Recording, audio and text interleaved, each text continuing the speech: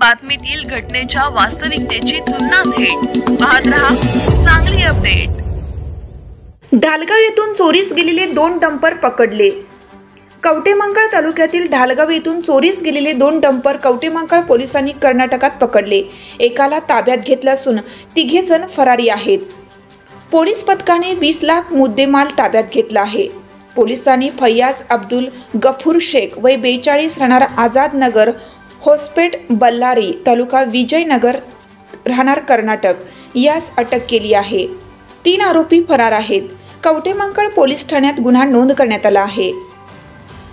याबाबत पोलीस सूत्रांकडून समजलेली माहिती अशी की ढालगाव येथून शनिवारी दिनांक 23च्या मध्यरात्री डंपर चोरीस गेल्याची तक्रार पोलिसात दाखल झाली होती।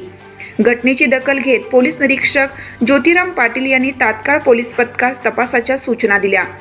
डीबी पथकातील पोलीस नाईक नागेश मासाळ व पोलीस शिपाई निवृत्ती करांडे यांनी गोपनीय माहितीद्वारे तांत्रिक माहितीच्या आधारे सदर चोरीतील डंपर हा कर्नाटकात असल्याची माहिती मिळाली। मिळालेल्या माहितीच्या आधारे आणि सीसीटीव्ही फुटेजवरून पोलीस पथकाने फैयाज अब्दुल गफूर शेख वय 42 राहणार आझाद नगर होसपेट बल्लारी तालुका विजयनगर राहणार कर्नाटक याला ताब्यात घेत चौकशी केली असता त्याने चोरीची कबुली दिली। यात आणखीन 3 नावे निष्पन्न झाली।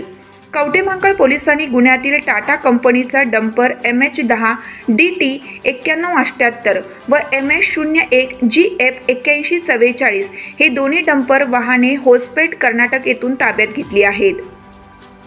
पोलिसात 4 जणांवर गुन्हा दाखल झाला असून फैयाज अब्दुल गफूर शेख यास अटक केली। पोलिसांनी सुमारे 2 डंपर सह 20 लाखाचा मुद्देमाल जप्त केला। पोलीस ठाण्यात फैयाज अब्दुल गफूर शेख वय 42 राहणार आझाद नगर होसपेट बल्लारी तालुका विजयनगर राहणार कर्नाटक, गणेश अरुण राऊत, बाळाजी विश्वनाथ चौरे दोघे राहणार पेनूर तालुका मोहोळ जिल्हा सोलापूर व डेव्हिड मणिकौंडर राहणार होसपेट कर्नाटक याच्यावर गुन्हा दाखल केला। कवटेमंकाळ पोलिसांच्या सतर्कतेमुळे नाशिक येथील सिन्नर येथील गुन्हा उघडकीस आला आहे। ही कारवाई जत उपविभागीय पोलीस अधिकारी सुनील साळुंके, पोलीस निरीक्षक ज्योतिराम पाटील यांच्या मार्गदर्शनाखाली सहाय्यक पोलीस निरीक्षक दत्तात्रय कोळेकर, सहाय्यक पोलीस फौजदार संजय सूर्यवंशी, पोलीस हवालदार मनोज पाटील, पोलीस नाईक श्रीमंत करे, नागेश मासाळ, पोलीस शिपाई निवृत्ती करांडे, अभिजित कासार, कॅप्टन गुंडवाडे यांनी केली।